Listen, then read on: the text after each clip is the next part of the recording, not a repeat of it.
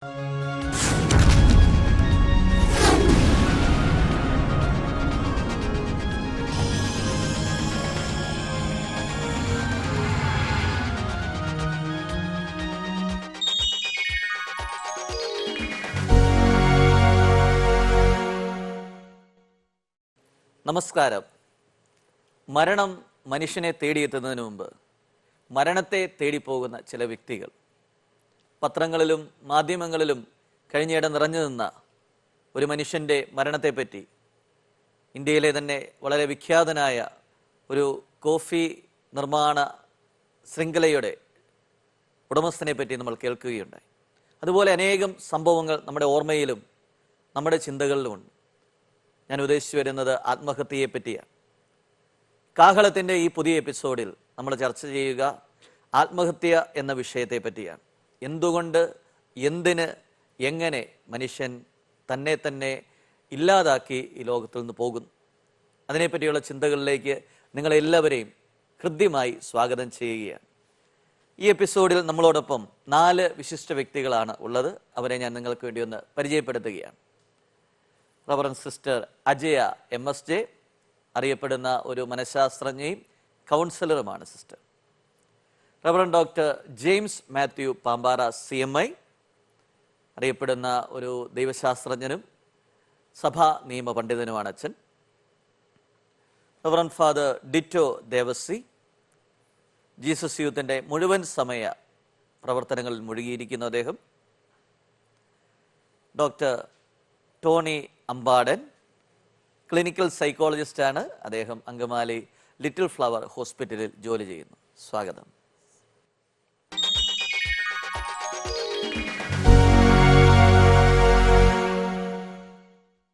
Tony സാറെ, ഞാൻ Tony സാറിൽ നിന്ന് തുടങ്ങുകയാണ്. കഴിഞ്ഞ എപ്പിസോഡിൻ്റെ അവസാനം സാറാണ് അവസാനിപ്പിച്ചത്. ആത്മഹത്യയെ പറ്റിയുള്ള ചില ചിന്തകളാണ് സാർ പങ്കുവച്ചത്. ആ ചിന്തകളൊന്ന് അതിൻ്റെ നട്ഷലിൽ ഒന്ന് പറഞ്ഞ് തുടങ്ങാമോ സാർ? കഴിഞ്ഞ ദിവസം നമ്മൾ നിർത്തിയത് എനിക്ക് തോന്നുന്നു, നമുക്ക് ആത്മഹത്യ അല്ലെങ്കിൽ ആ ഒരു സൂസൈഡൽ ഇൻറ്റൻറ്റ് ഉള്ളവരെ തന്നെ നമുക്ക് 3 തരത്തിൽ തിരിക്കാം. സൂസൈഡൽ ആയിട്ടുള്ള ആൾക്കാരെ, ഒന്ന് വളരെ പ്ലാൻഡ് ആയിട്ട് അത് 100% വിജയത്തിലെത്തിക്കണം, ഒരു മറ്റൊരാൾ അറിയാതെ, ഇരുചെവി അറിയാതെ എന്നൊക്കെ പറയും പോലെ. രണ്ടാമത്തെ കൂട്ടർ വേണോ വേണ്ടയോ എന്ന് കൺഫ്യൂസ്ഡ് ആയിട്ട് നിൽക്കുന്ന ഒരു അവസ്ഥയായിരിക്കാം. എങ്ങനെയെങ്കിലും ഇതൊന്ന് കഴിഞ്ഞു കിട്ടിയിരുന്നെങ്കിൽ എന്ന് ചിന്തിക്കുന്നവരായിരിക്കാം. മൂന്നാമത്തെ വ്യക്തികൾ സൂസൈഡൽ ആ ഒരു സൂസൈഡ് എന്നുള്ളതിന് ഒരു ത്രെട്ട്, ഒരു ഭീഷണി, ഒരു കാര്യം നേടിയെടുക്കുന്നതിന് വേണ്ടിയുള്ള കുട്ടികളിലെ വാശി, ബഹളം വയ്ക്കുന്ന ഒരു രീതിയുടെ വേണമെങ്കിൽ തുടർച്ച എന്നൊക്കെ പറയും പോലെ നമ്മളുടെ വ്യക്തിത്വത്തിൻ്റെ ഭാഗമായി മാറിയ, വ്യക്തിത്വ വൈകല്യം, പേഴ്സണാലിറ്റി ഡിസോർഡറിൻ്റെ ഭാഗമായിട്ട് വരുന്ന ആത്മഹത്യ ഭീഷണി മുഴക്കിക്കൊണ്ട് കാര്യം അവരാഗ്രഹിക്കും വിധത്തിലേക്ക് കൺവേർട്ട് ചെയ്ത് അവരാഗ്രഹിക്കുന്ന ആ ഒരു ലക്ഷ്യം നേടിയെടുക്കാൻ വേണ്ടി ആത്മഹത്യാ പ്രവണതയെ, ആത്മഹത്യാ ഭീഷണിയെ ഉപയോഗിക്കുന്നവർ. ഇതാണ് 3 ടൈപ്പായിട്ട് നമ്മൾ കഴിഞ്ഞ ദിവസം പറഞ്ഞു നിർത്തിയത്. അതിനെ തുടർന്ന് സാറെന്ന് പറയാമോ, ആത്മഹത്യയെ നമുക്ക് എങ്ങനെ ഡീൽ ചെയ്യാൻ പറ്റും? സാറിന്റെ അടുത്തേക്ക് ഇപ്പോൾ ഒരാൾ ഈ 3 തരത്തിൽ ഏതെങ്കിലും ഒരു വിധത്തിൽ കടന്നു വരികയാണ് ആത്മഹത്യ ചിന്തയുമായി, അവരെ നമുക്ക് എങ്ങനെ ഡീൽ ചെയ്യാനായിട്ട് പറ്റും?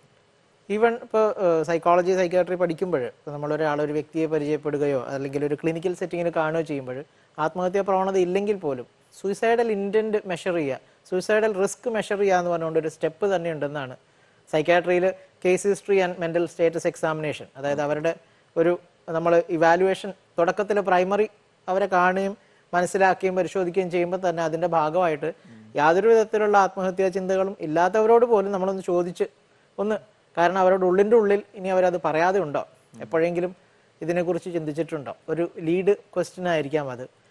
ആ ഒരു സെക്ഷൻ ശരിക്കും അതിനകത്ത് മാൻഡേറ്ററി, നിർബന്ധമായിട്ടും വേണം എന്നുള്ളതാണ് പറയുന്നത്. അതിനകത്ത് ഇപ്പോൾ നേരത്തെ അച്ഛൻ ചോദിച്ചത് ഇവരെങ്ങനെ നമ്മൾ കൈകാര്യം ചെയ്യും. ഒന്നാമത്തെ കൂട്ടർ ആത്മഹത്യയുടെ ഒരു ഇൻറ്റൻറ്റ്, അവരുടെ ആ ഒരു തീവ്രത, ഉള്ളിലുള്ള മനസ്സിൻ്റെ വേദനയാവാം, വ്യഥയാവാം, അതിൻ്റെ തീവ്രത മെഷർ ചെയ്യുകയും തീർച്ചയായിട്ടും വിഷാദരോഗത്തിൻ്റെ അവസ്ഥകളുണ്ടെങ്കിൽ നമ്മൾ സൂയിസൈഡലായിട്ടുള്ളവരെ നേരിട്ട് ഇപ്പോൾ പലപ്പോഴും നമ്മുടെ നാട്ടിലൊക്കെ നിലനിൽക്കുന്ന ഒരു സംശയം എന്താണെന്ന് വെച്ചാൽ, ഇനിയിപ്പോൾ ഞാൻ ഇതിനെപ്പറ്റി ചോദിച്ചു കഴിഞ്ഞാൽ അവർക്ക് ഇത് ചെയ്യാനുള്ള ടെൻഡൻസി കൂടുമോ? അത് ഒരിക്കലും തന്നെ സ്റ്റഡീസ് പറയുന്ന അങ്ങനെ ഒരു സംഭവം ഇല്ല എന്ന് തന്നെയാണ്. അങ്ങനെ ചോദിച്ചതുകൊണ്ട് മാത്രം ഒരാളിൽ പുതുതായിട്ട് ആത്മഹത്യയെപ്പറ്റി ചിന്ത വരികയും അയാൾ ആത്മഹത്യ ചെയ്യാനുള്ള സാധ്യത 0% തന്നെ എന്ന് വേണം പറയാൻ. അപ്പോൾ ധൈര്യമായിട്ട് നമുക്ക് ചോദിക്കുകയും അവർ ഇതിനെപ്പറ്റി പ്ലാൻ ചെയ്യുന്നുണ്ടോ, അങ്ങനെയാണെങ്കിൽ എന്തൊക്കെ പ്ലാനിങ് ആണ് അവർ നടത്തിയിട്ടുള്ളത്.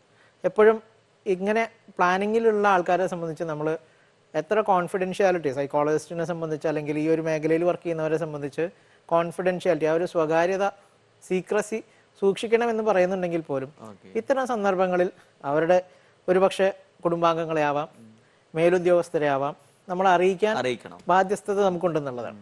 മാത്രമല്ല ഇൻപേഷ്യൻ്റ് കെയർ അഡ്മിറ്റ് ചെയ്ത് അവരെ ആ ഒരു റിസ്ക് നമ്മൾ മനസ്സിലാക്കി അതിൽ നിന്ന് പിന്തിരിപ്പിക്കാൻ, അത് വിഷാദരോഗത്തിൻ്റെ അവസ്ഥയാണെങ്കിൽ അതിനുള്ള ചികിത്സയായിരിക്കാം, അല്ലെങ്കിൽ അവർ ആത്മഹത്യയിലേക്ക്, ആ ചിന്തയിലേക്ക് നയിക്കുന്ന ഘടകങ്ങളെ ഒന്ന് അനലൈസ് ചെയ്യാനും ക്രിയാത്മകമായി ഈ ഒരു സിറ്റുവേഷനെ ജീവിതം എങ്ങനെ നേരിടണം എന്ന് പഠിപ്പിച്ചു കൊടുക്കുകയും ചെയ്യലായിരിക്കാം ഒന്നാമത്തെ കാറ്റഗറിക്കാരെ സംബന്ധിച്ച് ഏറ്റവും പ്രധാനപ്പെട്ട ഒരു സ്റ്റെപ്പ്. ജെനുവിൻലി സൂയിസൈഡൽ ഐഡിയേഷൻ അല്ലെങ്കിൽ മരിക്കണം എന്ന് തീരുമാനിച്ചിട്ടുള്ളവരെ രണ്ടാമത്തെ കാറ്റഗറിയിലേക്ക് വരുമ്പോഴും ഈ കൺഫ്യൂഷന് കാരണം എന്താ, അതായത് എനിക്ക് ജീവിക്കേണ്ട, എങ്ങനെയെങ്കിലും ഒന്ന് കഴിഞ്ഞു കിട്ടിയിരുന്നെങ്കിൽ എന്ന് ചിന്തിക്കാനുള്ള കാരണം അതിൻ്റെ പുറകിലും ഈ പറയുന്ന ജീവിത പ്രതിസന്ധികളാണോ, നിത്യജീവിതത്തിൻ്റെ ഇപ്പോൾ ഭാര്യ ഭർത്താക്കന്മാർ തമ്മിലുള്ള പിണക്കമായിരിക്കാം, വഴക്കായിരിക്കാം, ജോലി മേഖലയിലുള്ള പ്രശ്നങ്ങളായിരിക്കാം, ഒരുപക്ഷെ വിഷാദരോഗമായിക്കൊള്ളുന്ന യാതൊരു നിർബന്ധവുമില്ല. അപ്പോൾ അവരുടെ പ്രതിസന്ധികളെ വീണ്ടും സൊല്യൂഷൻ കണ്ടെത്താവുന്ന വിധത്തിൽ എങ്ങനെ ഫോക്കസ് ചെയ്ത് ജീവിതത്തിൻ്റെ, നേരത്തെ നമ്മൾ കഴിഞ്ഞ എപ്പിസോഡുകളിൽ പറഞ്ഞ പോലെ ജീവിതത്തിനൊരു അർത്ഥവും മൂല്യവും കണ്ടെത്താൻ മറ്റുള്ളവർ നമ്മളെ കുറ്റപ്പെടുത്തുകയും അല്ലെങ്കിൽ കളിയാക്കുകയും ഒറ്റപ്പെടുത്തുകയും ചെയ്യുന്ന സന്ദർഭങ്ങളിലാണെങ്കിൽ പോലും എനിക്ക് എൻ്റേതായിട്ടുള്ള ജീവിതത്തിൽ ഒരു അർത്ഥവും വ്യാപ്തിയും കണ്ടെത്തി ആ ഒരു നിലയിലേക്കായിരിക്കാം അവരെ ഗൈഡ് ചെയ്യാൻ പറ്റുക. മൂന്നാമത്തെ കൂട്ടര് വ്യക്തിത്വ വൈകല്യത്തിന്റെ ഭാഗമായിട്ടാണെന്ന് ഞാൻ പറയുന്നത്. അവർക്ക് പലപ്പോഴും ഉള്ള ഒരു പ്രശ്നം നേരത്തെ പറഞ്ഞ ആ ഒരു സാഹചര്യം പോലെ കാര്യം നേടിയെടുക്കണം. ഓക്കെ, വാശി പിടിക്കുന്ന കുട്ടിയെ സംബന്ധിച്ച് അമ്മമാര്, അച്ഛന്മാര്, സഹോദരങ്ങള്, മുതിർന്നവര് എങ്ങനെ ഇതിനെ ഡീൽ ചെയ്യുന്നു, ഒരു പ്രത്യേക വസ്തുവിന് വേണ്ടി വാശി പിടിക്കുന്ന ഒരു കുട്ടിയെ എങ്ങനെയാണ് അമ്മ, അച്ഛൻ കൈകാര്യം ചെയ്യുന്നതെന്നുള്ളതിനനുസരിച്ചായിരിക്കാം ആ കുട്ടിയുടെ വാശി വീണ്ടും ആവർത്തിക്കപ്പെടുമോ ഇല്ലയോ എന്ന് തീരുമാനിക്കുന്നത്. ഓക്കെ, ഇപ്പം ഞാനൊരു കാര്യത്തിന് വേണ്ടി ആവശ്യപ്പെട്ടു, എനിക്കൊരു പോപ്പിൻസ് വേണം, അല്ലെങ്കിൽ പഴയ കാലഘട്ടത്തിലത്തെ ഒരു അവസ്ഥയെ ഞാൻ പറഞ്ഞു, ഒരു ചോക്ലേറ്റ് വേണം, ഒരു മുട്ടായി വേണം എന്ന് പറയുന്ന ഒരു അവസ്ഥയിൽ ഞാൻ മുട്ടായിക്ക് വേണ്ടി ആവശ്യപ്പെട്ടു, അത് നടത്തി തന്നില്ല, നടത്തി തരാം, പപ്പ വരുമ്പോൾ പറയാം എന്ന് പറയുന്ന അമ്മ അത് പിന്നീട് മറന്നുപോയി. വളരെ മനഃപൂർവ്വം നമ്മൾ പലപ്പോഴും ഈ ഒരു സാഹചര്യം പറയുവാണെങ്കിൽ കുട്ടികൾ ചീറ്റ് ചെയ്യപ്പെടുന്ന ഒരു അവസ്ഥ ഉണ്ടെന്ന് വേണം പറയാം. നമ്മളവരെ വഞ്ചിക്കുകയാണ്. കാരണം എന്ന് വെച്ചാൽ ചെയ്തു തരാം എന്ന് തൽക്കാലം രക്ഷപ്പെടാനാണെങ്കിലും പറയുന്നൊരവസ്ഥ. രണ്ടാമതും മൂന്നാമതും സന്ദർഭങ്ങൾ വരുമ്പോൾ കുട്ടി ചിലപ്പോൾ ചിന്തിക്കുന്നത് ഞാൻ ചുമ്മാ ചോദിച്ചാൽ മാത്രം പോരാ, അതിനോടൊപ്പം ഞാൻ പിണങ്ങിയിരിക്കണം, എന്നാൽ മാത്രമേ എനിക്കിത് കിട്ടൂ, ഞാനൊരു വാശി കാണിക്കണം, അല്ലെങ്കിൽ ഒരു അരിശം കാണിക്കണം. നമ്മൾ അങ്ങനെ അവരെ ഫോം ചെയ്തെടുക്കുകയാണ്. പലപ്പോഴും ആ ഒരു രീതിയിൽ തെറ്റായിട്ട് ഒരു ഫോർമേഷനിൽ പോകുന്നുണ്ട് മക്കൾ എന്നുള്ളതാണ് പറയുന്നത്. ഇന്നത്തെ 21-ാം നൂറ്റാണ്ടിലെ മക്കളെ ചിന്തിക്കുകയാണെങ്കിൽ പ്രത്യേകിച്ചും ഇച്ചിരി നമ്മളുടെ വിഷയത്തിൽ നിന്ന് വ്യതിചലിച്ചാണെങ്കിൽ പോലും കുട്ടികളെ സംബന്ധിച്ച് യാതൊരു കാര്യത്തിനും ബുദ്ധിമുട്ട് അറിയാത്തൊരവസ്ഥ. ഇതെല്ലാം അവരെ പഠിപ്പിക്കുക എന്നുള്ളതാണല്ലേ. തീർച്ചയായിട്ടും കഷ്ടപ്പാടും ബുദ്ധിമുട്ടും പഴമക്കാരറിഞ്ഞെടുത്തോളം അറിയിച്ചില്ലെങ്കിൽ പോലും അത് കാത്തിരിപ്പിന്റെ ഒരു വില. ഒരൊറ്റ കാര്യം കൂടെ പറഞ്ഞുകൊണ്ട് ഞാൻ നിർത്താം. പേഴ്സണാലിറ്റി, നമ്മളുടെ വ്യക്തിത്വ വികസനത്തെ കുറിച്ച് പഠനം നടത്തിയപ്പോൾ അതിൽ വന്ന ഒരു ഫൈൻഡിങ് ഇങ്ങനെയാണ്. അതായത് ചെറിയ പ്രായം മുതലേ 18-20 വയസ്സ് വരെ ഒരേ വ്യക്തികളെ തന്നെ തുടർച്ചയായിട്ട് പഠനം നടത്തിയ ഒരു സ്റ്റഡി. അതിൽ പറയുന്നത് ആഗ്രഹങ്ങളെ നീട്ടിവെക്കാൻ, മാറ്റിവെക്കാൻ, ഇപ്പോൾ വേണ്ട, എനിക്ക് പിന്നീടാണെങ്കിലും കുറച്ച് സമയം വരെ വെയിറ്റ് ചെയ്യാം എന്ന് ചെറിയ പ്രായത്തിൽ ഏതൊക്കെ കുട്ടികൾ പഠിച്ചോ അവരിൽ ആരോഗ്യകരമായിട്ടുള്ള വ്യക്തിത്വം വളർന്നു വരുന്നു എന്നുള്ളതാണ് സ്റ്റഡി കാണിക്കുന്നത്. അപ്പോൾ വ്യക്തിത്വത്തിൽ എപ്പോഴൊക്കെ തെറ്റായിട്ടുള്ള ഒരു എലിമെന്റ്സ് കയറി വന്നിട്ടുണ്ടോ ഇത്തരത്തിലുള്ള വാശികളുടെ രൂപത്തിൽ, ആ വാശികളൊക്കെ തുടർന്ന് മുന്നോട്ട് പോകുന്നൊരു അവസ്ഥയായിരിക്കാം, പ്രവണതയായിരിക്കാം ഈ ആത്മഹത്യാ ഭീഷണിയിലേക്കൊക്കെ അവരെ എത്തിക്കുന്നത്. സാറിലേക്ക് വരാം. സിസ്റ്ററെ, ഈ ആത്മഹത്യ ചെയ്യാൻ പോയവർ പലരും പിന്നീട് ആത്മഹത്യ വേണ്ട എന്ന് വെക്കുന്നു ഒരു സ്റ്റേറ്റിലേക്ക് വന്നു എന്ന് പറയാം. എന്നാൽ ഞാൻ ഈ ഇപ്പൊ കയറയിൽ തൂങ്ങുന്ന ചില വ്യക്തികൾ ഇങ്ങനെ ദേഹമൊക്കെ ആന്തി കയറുന്നു, അല്ലെങ്കിൽ ദേഹത്ത് തീ കൊളുത്തിയ വ്യക്തികൾ ആ തീ കെടുത്താൻ വേണ്ടിയുള്ളൊരു വെപ്രാളം കാണിക്കുന്നു, അതൊക്കെ എന്താ സൂചിപ്പിക്കുന്നത്? അതായത് അവർ മരിക്കാനായിട്ട് തീരുമാനമെടുത്ത് അതിലേക്ക് വരുമ്പോഴും ഒരു മരണഭയം എന്ന് പറഞ്ഞ ഒരു സംഭവം ഉണ്ടല്ലോ. അപ്പം മരിക്കുന്ന ആ ഒരു ആഗണിയിൽ അവരത് എന്താ പറയുക, അതിൽ നിന്ന് രക്ഷപ്പെടാൻ നോക്കുന്നു. അപ്പോൾ ഇതിൽ കൂടുതൽ ഡോക്ടർ പറഞ്ഞുകൊണ്ടിരുന്നപ്പോൾ ഒരു കാര്യം എൻ്റെ മനസ്സിൽ വന്നത്, ഇപ്പം നമ്മൾ കാണുന്ന വേറൊരു പ്രതിഭാസം, കൊച്ചു കുട്ടികൾ TV-യുടെ റിമോട്ട് എടുത്തു, അല്ലെ കളിക്കാൻ വന്നില്ല, കുട്ടികൾ പോയി ആത്മഹത്യ ചെയ്യുന്നു. അപ്പോൾ ഡോക്ടർ പറഞ്ഞ അത് ഞാൻ ഒന്നുകൂടെ സ്ട്രെസ് ചെയ്യാൻ ആഗ്രഹിക്കുക. Delayed gratification and impulse control എന്ന് പറയും ഇംഗ്ലീഷിൽ. എന്ന് പറഞ്ഞാൽ എനിക്കിപ്പോൾ ഇവിടെ വേണമെന്ന് വാശി പിടിക്കുന്ന ആ കുട്ടികളുടെ ഒരവസ്ഥ അതാണ്. അവിടെ നമുക്കില്ല മോനെ ഞാൻ നാളെ മേടിച്ച് തരാമെന്ന് പറഞ്ഞ ആ ഒരു ഗ്രാറ്റിഫിക്കേഷൻ അല്ലെങ്കിൽ ആ തൃപ്തി സന്തോഷം മാറ്റിവെക്കാൻ നീട്ടിവെക്കാനായിട്ടുള്ള കുട്ടികളെ ഒരു പരിശീലിപ്പിക്കുക. അതുപോലെ തന്നെ ഇമോഷനോട് നോ പറയുക. ഇപ്പോൾ ഡോക്ടർ പറഞ്ഞു കുട്ടികളാരും നോ അനുഭവിക്കാതെ വളരണമെന്നാണ് പേരൻസിൻ്റെ. അപ്പോൾ ജീവിതത്തിൽ പരാജയം എന്തെങ്കിലും വരുമ്പോൾ പിള്ളേർക്ക് നോ അനുഭവിക്കാൻ അറിയില്ല. പിന്നെ അവരുടെ മുന്നിലുള്ള ഒരു ഓപ്ഷൻ എന്ന് പറയുന്നത് ആത്മഹത്യയാണ്. അപ്പോൾ കുട്ടികൾ പറയുന്ന ആ നിമിഷം മേടിച്ചു കൊടുക്കാതെ ആ നോയുടെ വേദന എന്താ, ഇല്ലാത്തതിൻ്റെ വേദന എന്താ, ഒരു ജീവിതത്തിലെ ഒരു സുഖവും സന്തോഷവും ഒക്കെ മാറ്റിവെക്കുന്നതിൻ്റെ ഒരു അതിന്റെ ഒരു മൂല്യമൊക്കെ കുട്ടികളെ പഠിപ്പിക്കുന്ന, അതൊക്കെ പണ്ട് നമുക്കറിയാം. ഡിസിപ്ലിൻ ഇന്നിങ്ങനെ പറഞ്ഞ് മോട്ടിഫിക്കേഷൻ ഒക്കെ പറഞ്ഞ് ചില നല്ല മൂല്യങ്ങൾ നമ്മളുടെയൊക്കെ സഭയിലും കൾച്ചറിലും ഒക്കെ ഉണ്ടായിരുന്നു. ഇന്ന് അതൊന്നുമില്ല. കുട്ടി ചോദിച്ചു അപ്പം തന്നെ മേടിക്കണം. വൈകുന്നേരം വരുമ്പോൾ അപ്പൻ്റെ കയ്യിലില്ലെങ്കിൽ കുട്ടി മുറിയടച്ച് മുറിക്കകത്തിരിക്കുന്നു. അപ്പം ഇതിലൊക്കെ ഉപരി ചില മൂല്യങ്ങളിലേക്ക് ചെറുപ്പം മുതലേ കുട്ടികളെ വളർത്തിയില്ലെങ്കിൽ നമ്മുടെ സമൂഹം ഇനിയും ഇങ്ങനത്തെ പ്രശ്നങ്ങളിലേക്ക് ചോദിച്ച ചോദ്യത്തിലേക്കും തിരിച്ചു വരാമോ? അതിനെപ്പറ്റി ഈ മരിക്കാൻ ഇഷ്ടപ്പെടുന്നില്ലേ ആരും? സത്യം പറഞ്ഞാൽ മരിക്കാൻ ഇപ്പൊ സൂയിസൈഡ് ചെയ്യാനായിട്ട് പ്ലാൻ ചെയ്യുന്നവരും മരിക്കാൻ വേണ്ടി ചെയ്യുന്നതല്ല, എന്തൊക്കെയോ അവർ അതുകൊണ്ട് നേടുകയാണ്. അതായത് ഇപ്പം ഡോക്ടർ പറഞ്ഞതുപോലെ ഒന്നെങ്കിൽ മറ്റേ ആളോടുള്ള വൈരാഗ്യം തീർക്കുന്നു, അല്ല ജീവിതത്തിൽ ഒരർത്ഥമില്ല, ആരുമില്ല, ഞാൻ ഒറ്റപ്പെടുന്നു, ഇങ്ങനെ വരുന്നു. ഇതുപോലെ തന്നെ നമുക്കറിയാം ബ്രെയിനിൽ ചില കെമിക്കൽ ചേഞ്ചസും നടക്കുന്നുണ്ട്. അതും നമ്മുടെ ഡിപ്രഷനിലേക്ക് മാറ്റും. പിന്നെ വേറൊന്ന്, കുടുംബത്തിൽ ഇങ്ങനെയുള്ള സാഹചര്യങ്ങളുണ്ട്. അപ്പോൾ പേരൻസ് അങ്ങനെ ചെയ്തിട്ടുണ്ട്. ഒരിക്കലും ഒരു കുട്ടി എൻ്റെ അടുത്ത് വന്നതാ, കൈമുറിച്ചു. അപ്പം ഞാൻ കുട്ടിയോട് ഇങ്ങനെ സംസാരിച്ചപ്പോൾ ഞാൻ ചോദിച്ചു വീട്ടിൽ ആരെങ്കിലും ചെയ്ത് ഓർമ്മയുണ്ടോ? അപ്പോൾ കുട്ടി പറയാണ് അമ്മ എന്നെ പ്രഗ്നൻ്റ് ആയിരുന്നപ്പോൾ അമ്മ അറ്റംപ്റ്റ് ചെയ്തതാണ്. അപ്പം ഇങ്ങനെയുള്ള പല പല ഘടകങ്ങൾ ഇതിൻ്റെ പുറകിലുണ്ട്. അപ്പോൾ മരിക്കണമെന്നുള്ള ഒരു മരണം അല്ലെങ്കിൽ ആ ഒരു പ്രതിഭാസത്തെക്കാൾ കൂടുതൽ അതിൻ്റെ ഒരു സെക്കൻഡറി ഗെയിനാണ് ഇവരെ അതിലേക്ക് പ്രേരിപ്പിക്കുന്നത്. അപ്പോൾ അവർക്ക് മരിക്കാൻ ആഗ്രഹമില്ല. അതുകൊണ്ടാണ് പോയി കത്തിയിട്ട് വെള്ളത്തിൽ പോയി ഇങ്ങനെയുള്ള ഒക്കെ നമ്മൾ കാണുന്നത്. അച്ഛൻ യുവജനങ്ങളുടെ ഇടയിൽ ഒത്തിരി പ്രവർത്തിക്കുന്ന ആളാണ്. എനിക്ക് തോന്നുന്നു ഇപ്പൊ ആത്മഹത്യാ ടെൻഡൻസി ഏറ്റവും കൂടുതലുള്ള യുവജനങ്ങളുടെ ഇടയിലാണെന്ന് തോന്നുന്നു. പ്രത്യേകിച്ച് ഈ ഡ്രഗ്സിന്റെ ഒക്കെ ഉപയോഗമൊക്കെ വളരെ ശക്തമായതുകൊണ്ട് അച്ഛൻ ആ മേഖലയിലൊന്ന് അച്ഛൻ്റെ അനുഭവങ്ങൾ വെച്ചൊന്ന് എലാബറേറ്റ് ചെയ്ത് പറയാൻ പറ്റുമോ? യുവജനങ്ങളെയൊക്കെ ഒന്ന് ഹെൽപ്പ് ചെയ്യുന്ന രീതിയിൽ. അച്ഛൻ പറഞ്ഞതുപോലെ തന്നെ ഇപ്പോഴത്തെ യുവജനങ്ങൾ, അതായത് യുവജനങ്ങൾ എന്ന് മാത്രം നമുക്ക് ഒതുക്കി നിർത്താൻ പറ്റില്ല. ഒരു ടീനേജർ പ്രായം തുടങ്ങി 12-13 വയസ്സ്, ചിലപ്പോൾ അതിനേക്കാൾ മുമ്പ് നമ്മൾ ഒത്തിരി കുട്ടികൾ അവരുടെ കുടുംബങ്ങളിൽ നിന്ന് അവരുടെ ഒരു ടെൻഡൻസിയാണ് ഞാനിപ്പോൾ ചോദിക്കുന്നത് എനിക്കിപ്പോൾ കിട്ടണം. അപ്പോൾ മാതാപിതാക്കളെ പേടിപ്പിച്ചും അല്ലാന്നുണ്ടെങ്കിൽ അവരെ ഭീഷണിപ്പെടുത്തിയും അവസാനം ഇവരുടെ ആഗ്രഹങ്ങൾക്ക് വഴങ്ങിക്കൊടുക്കുന്ന മാതാപിതാക്കളെയാണ് ഒത്തിരി കുടുംബങ്ങളിൽ. മാതാപിതാക്കൾ ഈ ടീനേജർ പ്രായമായിട്ടുള്ള ആൺകുട്ടികളെയും പെൺകുട്ടികളെയും കൊണ്ടുവരുമ്പോൾ അവരുടെയൊക്കെ ഒരു ഭയം പങ്കുവയ്ക്കുന്നത് അച്ഛാ ഞങ്ങൾ ഇത് ചെയ്തു കൊടുത്തില്ലെങ്കിൽ നാളെ എൻ്റെ മകനെ അല്ലെങ്കിൽ എൻ്റെ മകളെ ഞങ്ങൾക്ക് അവരുടെ ഹെൽപ്ലെസ്നെസ് ആണ് അവരെ നമുക്ക് എങ്ങനെ. അതെ, തീർച്ചയായിട്ടും. അപ്പോൾ അതിൽ നിന്ന് പേടിച്ചുകൊണ്ട് അവർ ഇന്ന കാര്യം ചെയ്തു കൊടുക്കും. അത് പിന്നെ ഇവരുടെ ജീവിതത്തിൽ അതൊരു ശീലമായി കഴിഞ്ഞു. അപ്പോൾ അതിൽ നിന്ന് പിന്നെ വീണ്ടും ഉയർന്നു പോകുമ്പോഴാണ് ഈ വീട്ടിൽ നിന്നും കിട്ടുന്ന കാര്യങ്ങളിൽ മാതാപിതാക്കൾക്ക് കൊടുക്കാവുന്നതിന്റെ മാക്സിമം കൊടുത്തു കഴിഞ്ഞിട്ടും അതിലും സംതൃപ്തി കണ്ടെത്താനായിട്ട് പറ്റാതെ പോകുന്ന യുവജനങ്ങളാണ് പലപ്പോഴും ഈ ഡ്രഗ്സിന്റെയും അതുപോലെയുള്ള മറ്റനേകം കാര്യങ്ങളുടെയൊക്കെ പിടിയിൽ അമർന്നു പോകുന്നത്. പക്ഷെ അത് ഇവരുടെ ജീവിതത്തിൽ വരുത്തി വെക്കുന്ന വലിയ വിപത്തുകൾ എന്താണെന്ന് ഇവർ മനസ്സിലാക്കുന്നില്ല.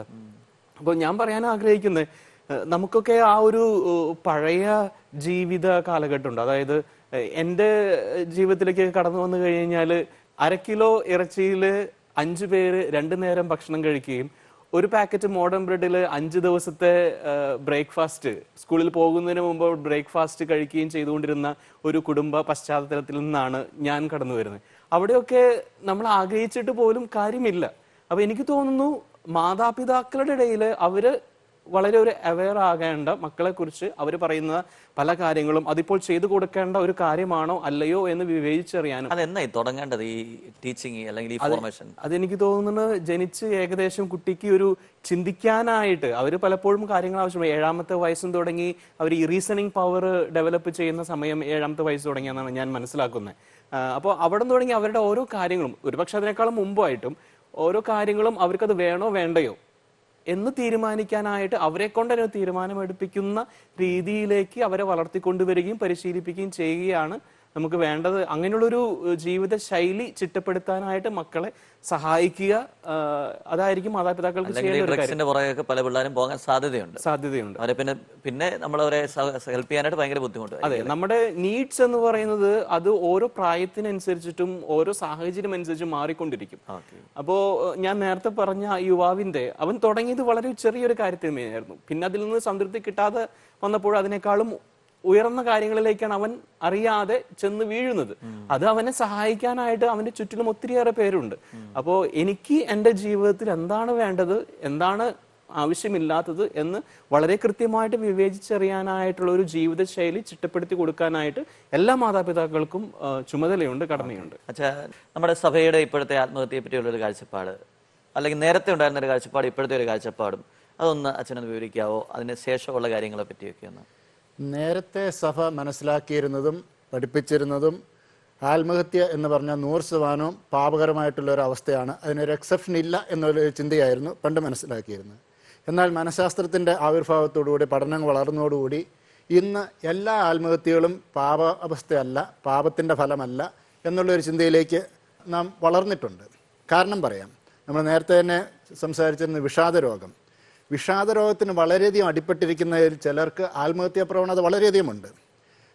ഞാൻ തന്നെ പങ്കെടുത്ത ഒരു ഫ്യൂണറലുണ്ട്, ഒരു സിസ്റ്ററിൻ്റെ 48 വയസ്സിൽ ആത്മഹത്യ ചെയ്ത ഒരു സിസ്റ്ററിൻ്റെ ഫ്യൂണറൽ ഞാൻ പങ്കെടുത്തതാണ്. അപ്പോൾ ആ സിസ്റ്റർ 4 വർഷമായിട്ട് വിഷാദരോഗത്തിൻ്റെ ചികിത്സയാണ്. അക്യൂട്ട് സിവിയർ സ്റ്റേജ് ആയിരുന്നു. ഡോക്ടർ പ്രത്യേകം പറഞ്ഞിരുന്നു ഈ സിസ്റ്ററിൻ്റെ കൂട്ടത്തിൽ എപ്പോഴും ഒരാൾ വേണമെന്ന്.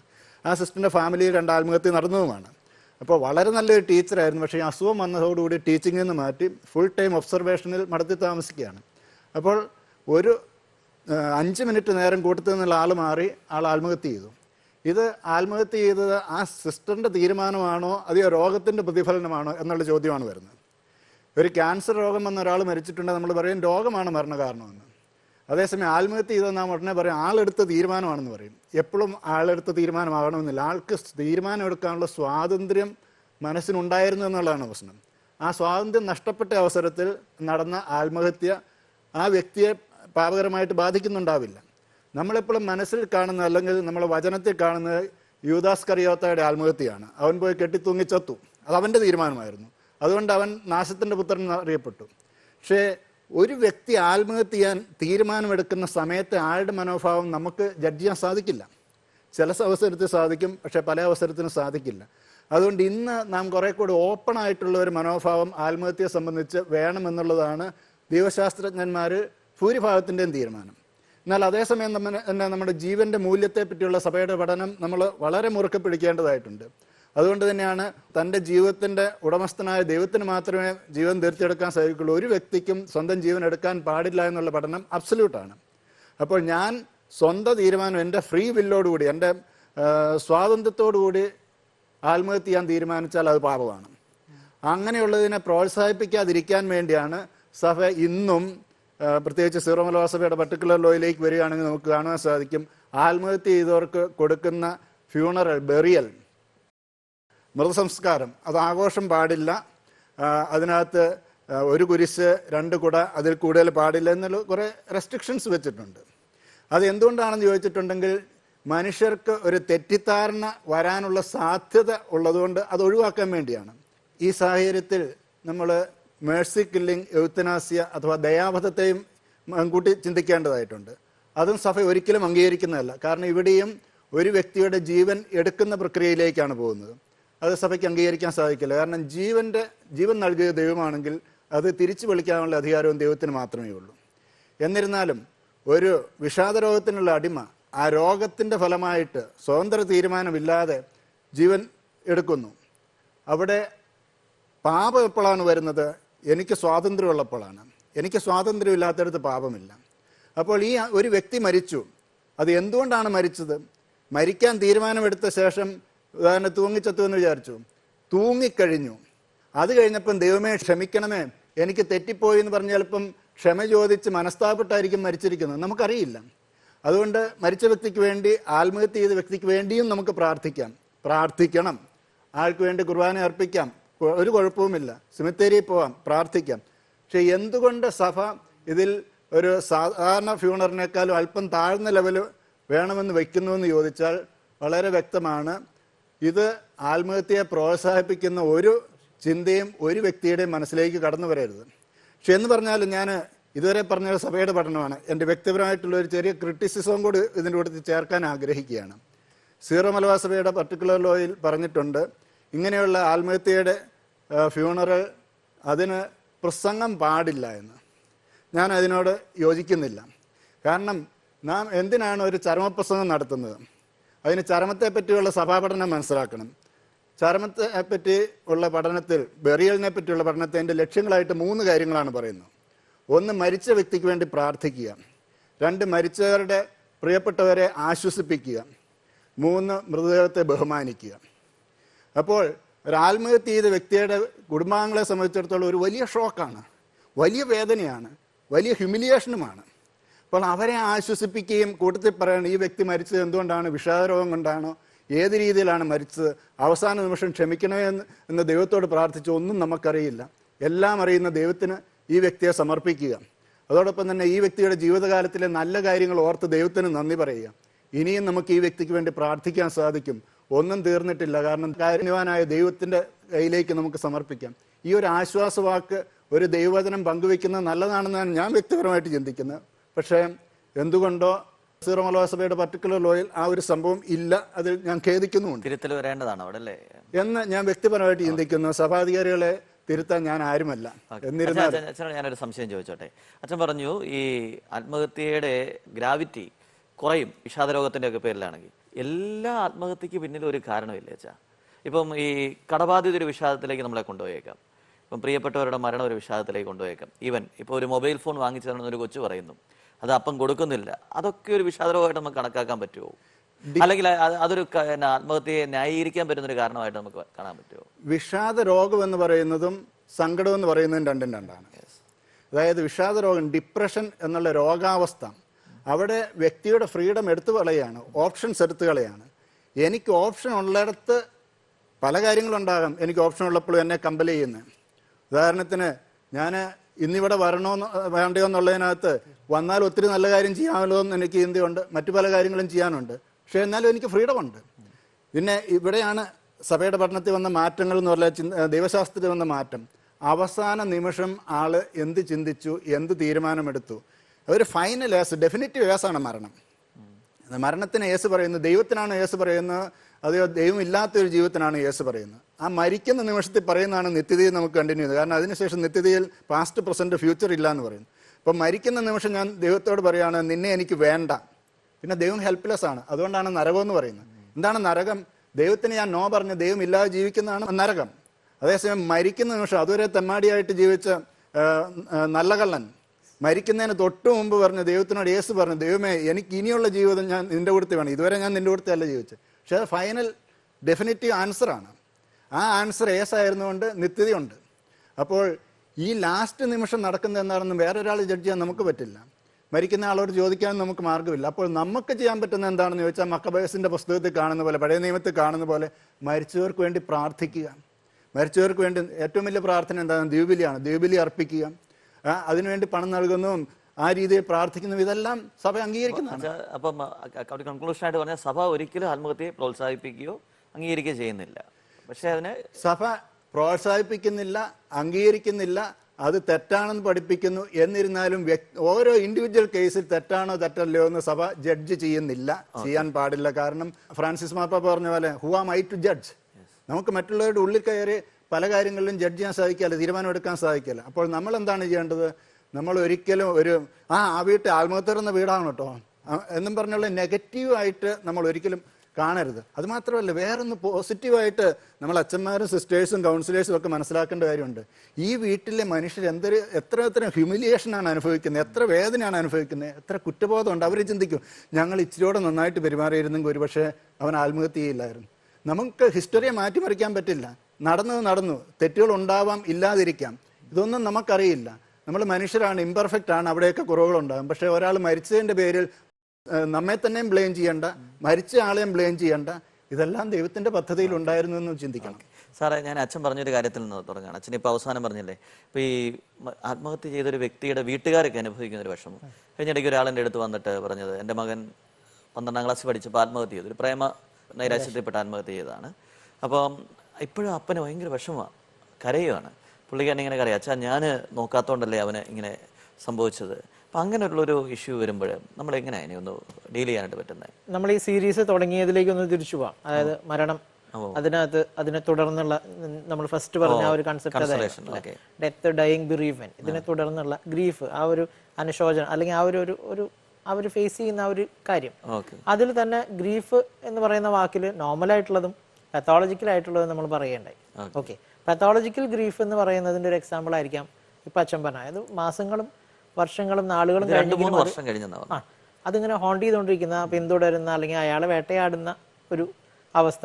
അത്തരം സന്ദർഭങ്ങളിൽ സൈക്കോളജിക്കലായിട്ടുള്ള ഒരു പരിധിവരെ ചിലപ്പോൾ സൈക്കാട്രിക് ആ ഒരു മെഡിക്കേഷന്റെ സപ്പോർട്ടും കൂടെ അങ്ങനെയുള്ള സന്ദർഭങ്ങളിൽ ആവശ്യം വന്നേക്കാം.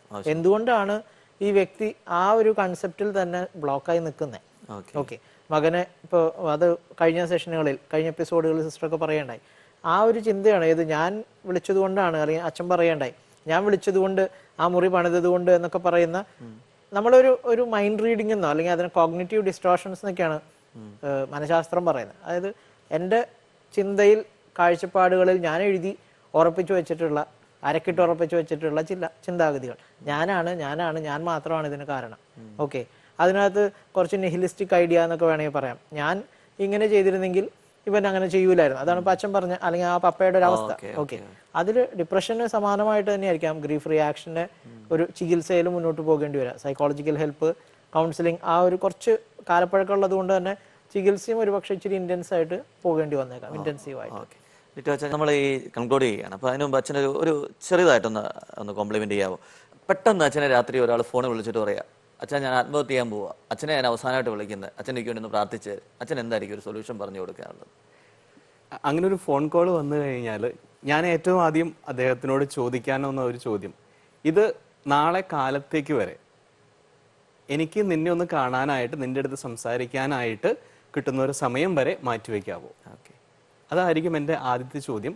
അങ്ങനെ സംഭവിച്ചിട്ടുള്ള കാര്യങ്ങളുണ്ട്, അതിൽ നിന്ന് അദ്ദേഹത്തെ കണ്ട് സംസാരിച്ച് തിരിച്ചു കൊണ്ടുവന്നിട്ടുള്ള ജീവിതാനുഭവങ്ങളും ധാരാളമുണ്ട്.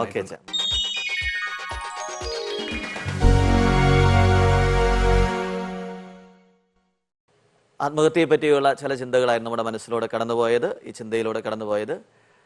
നമ്മുടെയൊക്കെ ജീവിതത്തിൽ നമുക്കും അവസാനം പറഞ്ഞ ഒരു ഉത്തരം, ഡിറ്റോ അച്ഛൻ പറഞ്ഞൊരു ഉത്തരം, ആരെങ്കിലും നമ്മുടെ മുന്നിലേക്ക് ഇങ്ങനെ ഒരു ചിന്തയുമായിട്ട് കടന്നു വരുമ്പോൾ ഒരിത്തിരി മാറ്റി വയ്ക്കാനായിട്ട് അവരെ ഒന്ന് പ്രോത്സാഹിപ്പിക്കുക, അവർക്ക് വേണ്ടി ഒന്ന് പ്രാർത്ഥിക്കുക, നല്ല ഗൈഡൻസ് കൊടുക്കുക, നല്ല സ്ഥലങ്ങളിലേക്ക് അവരെ പറഞ്ഞു വിടുക. നമ്മുടെ ഒരു ഉത്തരവാദിത്വമാണ്. ഈ ചർച്ചയിൽ ഞങ്ങളോടൊപ്പമായിരുന്ന എല്ലാ വിശിഷ്ട വ്യക്തികൾക്കും ഒത്തിരി നന്ദി. ഈ എപ്പിസോഡ് കാണുകയും പ്രോത്സാഹിപ്പിക്കുകയും ചെയ്യുന്ന ഗുഡ്നസ് ടിവിയുടെ എല്ലാ പ്രേക്ഷകർക്കും ഒത്തിരി നന്ദി. ദൈവം നിങ്ങളെ അനുഗ്രഹിക്കട്ടെ.